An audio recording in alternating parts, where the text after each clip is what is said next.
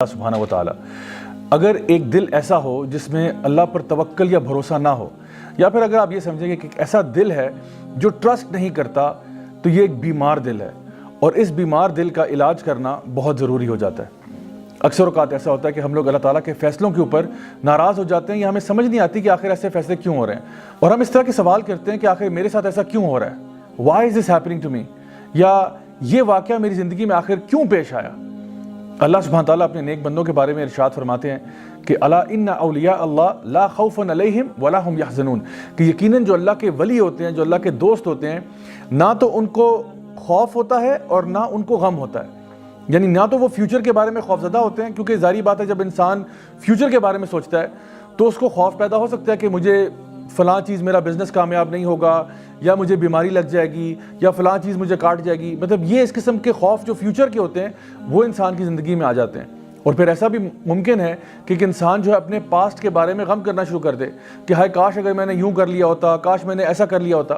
تو اللہ سبحانہ تعالیٰ فرماتے ہیں کہ جو میرے ولی ہیں وہ نہ تو فیوچر کے بارے میں ڈرتے ہیں اور نہ ہی پاسٹ کے بارے میں غم کرتے ہیں، کیونکہ وہ پورا کا پورا ٹرسٹ جو ہے وہ اللہ سبحانہ تعالیٰ کی ذات پر کرتے ہیں کہ جو ہوگا انشاءاللہ اللہ تعالیٰ کی مرضی کے مطابق ہوگا، اور میں اللہ کی مرضی سے راضی ہوں۔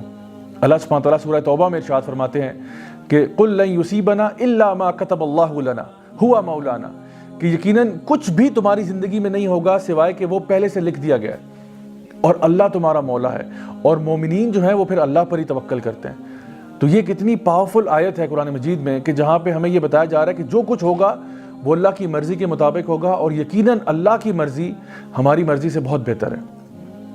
اللہ سبحانہ تعالیٰ فرماتے ہیں سورہ توبہ کی آخری آیت میں فَإِن تَوَلَّوْا فَقُلْ حَسْبِيَ اللَّهُ لَا إِلَٰهَ إِلَّا هُوَ عَلَيْهِ تَوَكَّلْتُ وَهُوَ رَبُّ الْعَرْشِ الْعَظِيمِ، کہ اگر وہ آپ سے منہ پھیر لیں تو پھر حسبی اللہ، اللہ میرے لیے کافی ہے، لا الہ الا ہو، میں اللہ کے سوا کسی کی عبادت نہیں کرتا، علیہ توکلت، اور اگر توکل کرتا ہوں، اگر بھروسہ کرتا ہوں تو اللہ پر ہی کرتا ہوں۔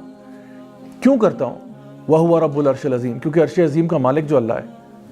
تو جب ساری کائنات اللہ تعالیٰ کے قبضہ قدرت میں ہے، جب ہم کہتے ہیں کہ ان اللہ علی کل شیء قدیر، ہر چیز پر اللہ تعالیٰ قادر ہے، تو پھر اللہ پر ہی بھروسہ کرنا بنتا ہے۔ انسان جب یہ سوچتا ہے کہ میرا رب جو ہے وہ ہر چیز پر قادر ہے، پھر انسان اللہ کو یہ نہیں بتاتا کہ میرے پرابلمز کتنے بڑے ہیں، انسان اپنے پرابلمز کو بتاتا ہے کہ میرا رب کتنا بڑا ہے۔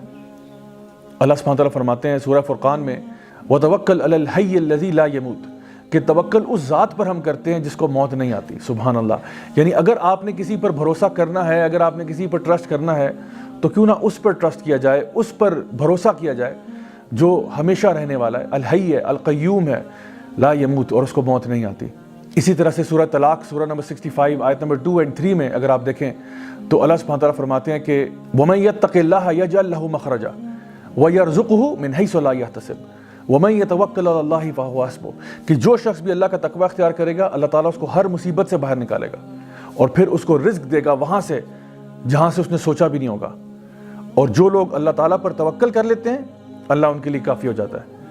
مائی ڈیئر برادرز اینڈ سسٹرز، تھوڑی دیر کے لیے ذرا سوچئے کہ اگر ہم اللہ پر بھروسہ کریں تو اللہ تعالیٰ کہتا ہے میں تمہارے لیے کافی ہو جاتا ہوں۔ تو اگر اللہ ہمارے لیے کافی ہو جائے تو اس کے بعد زندگی میں کوئی ٹینشن رہتی ہے، کوئی پریشانی رہتی ہے؟ سو اس لیے دل کے اطمینان کے لیے، دل کے سکون کے لیے اللہ تعالیٰ پر بھروسہ کرنا سیکھیں۔ اور آپ یقین جانیں کہ اگر پورے اسلام کی روح نکالی جائے، جیسا کہ سورہ زاریات میں اللہ تعالیٰ فرماتے ہیں وَمَا خَلَقْتُ الْجِنَّ وَالْإِنسَ إِلَّا لِيَعْبُدُونَ، کہ میں نے جنوں کو اور انسانوں کو کسی مقصد کے لیے پیدا نہیں کیا سوائے اس کے کہ وہ اللہ کی بندگی کریں۔ تو اللہ کی بندگی کا مطلب یہ بھی ہے کہ اللہ تعالیٰ کو اپنا رب مان کے، رب جان کے اللہ پر بھروسہ کیا جائے۔ زندگی میں جو کچھ ہوگا انشاءاللہ الرحمن وہ اللہ تعالیٰ کی مرضی کے مطابق ہوگا۔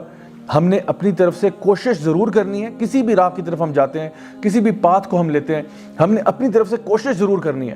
جیسا کہ نبی کریم صلی اللہ علیہ وسلم کی حدیث میں ترمذی شریف میں آتا ہے کہ ایک شخص، ایک صحابی تھے جو کہ اپنا اونٹ انہوں نے ایسے آزاد چھوڑا ہوا تھا، تو نبی کریم صلی اللہ علیہ وسلم نے ان سے پوچھا کہ بھئی تمہارا اونٹ ایسے آزاد پھر رہا ہے، آخر کیا وجہ ہے اس کی؟ تو انہوں نے کہا کہ میں اللہ پر توکل کر رہا ہوں۔ تو آپ صلی اللہ علیہ وسلم نے فرمایا کہ نہیں، توکل یہ نہیں ہے، توکل یہ ہے کہ پہلے اپنے اونٹ کو باندھ لو، اس کے بعد اللہ تعالیٰ پر بھروسہ کرنا۔ So my dear brothers and sisters, ہمارے لیے ضروری یہ ہے کہ ہم جب بھی کوئی کام زندگی میں کرنے جاتے ہیں اپنی طرف سے حق حلال کا کام کریں، پوری کوشش کریں، پوری محنت کریں۔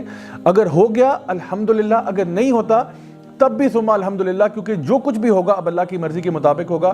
اور جب ہمیں یہ بات سمجھ میں آ جائے گی تو پھر ہم لوگ خوش ہو جائیں گے. یعنی انسان اداس کیوں ہوتا ہے؟ انسان اداس اس لیے ہوتا ہے کہ جب اس کی مرضی کے مطابق چیزیں نہیں ہوتی.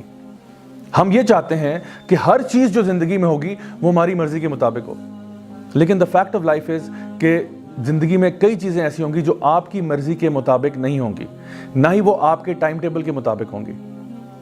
جو ایمان والے لوگ ہوتے ہیں وہ یہ بات جانتے ہیں کہ جب بھی جو کچھ بھی ہوگا وہ اللہ تعالیٰ کی مرضی کے مطابق ہوگا. اور اللہ العلیم ہے، الحکیم بھی ہے. اللہ میرے سے علم میں بھی زیادہ ہے، اللہ تعالیٰ حکمت میں بھی مجھ سے زیادہ ہے. تو اس لیے اللہ کا جو فیصلہ ہوگا وہ میرے فیصلوں سے بہتر ہوگا.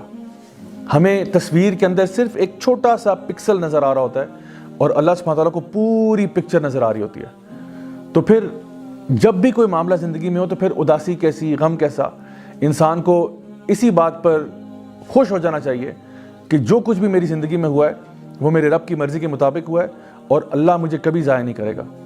صحابہ کرام رضی اللہ عنہم اجمعین کہا کرتے تھے کہ جب ہم اللہ تعالیٰ سے دعا کرتے ہیں اور ہماری دعا قبول ہو جاتی ہے تو ہمیں بڑی خوشی ہوتی ہے، لیکن جب ہماری دعا قبول نہیں بھی ہوتی تو ہمیں زیادہ خوشی ہوتی ہے کہ پہلے ہماری مرضی تھی لیکن اب اللہ کی مرضی ہے، اور یقیناً اللہ کی مرضی ہماری مرضی سے تو بہت بہتر ہے. نبی کریم صلی اللہ علیہ وسلم کی ایک حدیث ہے جہاں پہ آپ نے فرمایا کہ اگر تم اللہ تعالیٰ پر توکل کرو جس طرح کی چڑیاں اللہ تعالیٰ پر توکل کرتی ہیں تو اللہ تمہیں اسی طرح عطا فرمائے گا جیسے چڑیوں کو عطا فرماتا ہے. کہ وہ صبح کے ٹائم اپنے گھروں سے نکلتی ہیں، اپنے گھونسلوں سے نکلتی ہیں، اور جب واپس گھر کو آتی ہیں تو ان کے پیٹ بھرے ہوتے ہیں. اب اس میں ایک بڑا امپورٹنٹ بات ہے، وہ یہ ہے کہ یہ نہیں کہا گیا کہ چڑیاں اپنے گھروں میں بیٹھی رہتی ہیں اور آسمان سے من و سلوہ نازل ہو جاتا ہے، بلکہ چڑیاں حرکت کرتی ہیں، یعنی حرکت میں برکت ہے. تو آپ نے اپنے اعتبار سے پوری کوشش کرنی ہے، باقی اللہ پہ چھوڑیں. مثال کے طور پہ آپ کا اگر 2 ہفتے کے بعد فائنل ایگزام ہے، آپ اس کی خوب تیاری کریں، خوب محنت کریں اور پھر اللہ تعالیٰ پر توکل کریں. اچھے طریقے سے ایگزام اٹیمپٹ کر کے آئیں، انشاءاللہ الرحمن اگر اچھے نمبر آ گئے الحمدللہ. اگر نہیں بھی آتے اور کسی وجہ سے آپ فیل ہو جاتے ہیں یا آپ کا داخلہ کہیں پہ نہیں ہو پاتا، تب بھی اللہ تعالیٰ پر پورا بھروسہ کریں کہ انشاءاللہ اس میں سے بھی خیر نکلے گی. کسی کو اگر آپ نے اپنے گھر دعوت کے اوپر بلایا ہوا ہے، اب یہ نہیں کہ آپ نے دعوت پر بلا لیا اور کھانے کے لیے کچھ تیار نہیں کیا کہ جی آپ اللہ تعالیٰ پر توکل کر رہے ہیں کہ شاید آسمان سے کھانا نازل ہوگا. ایسا نہیں ہے. دعوت پر کسی کو بلا رہے ہیں، اپنی طرف سے پورے پریپریشن کریں کھانے کی. ہاں اگر وہ جل جائے یا کوئی اور مسئلہ ہو جائے وہ اور بات ہے، پھر اللہ تعالیٰ پر توکل کریں کہ اس میں بھی کوئی نہ کوئی خیر ضرور نکلے گی. سو آئی ہوپ کہ آج کی اس بات سے آپ کو سمجھ میں آ گیا ہوگا کہ اصل میں اللہ تعالیٰ پر توکل کرنا، اللہ تعالیٰ پر بھروسہ کرنا کتنا ضروری ہے آپ کے اپنے دل کے اطمینان کے لیے. Until next time, this is me, Raja Zawlak, signing off. Wassalam.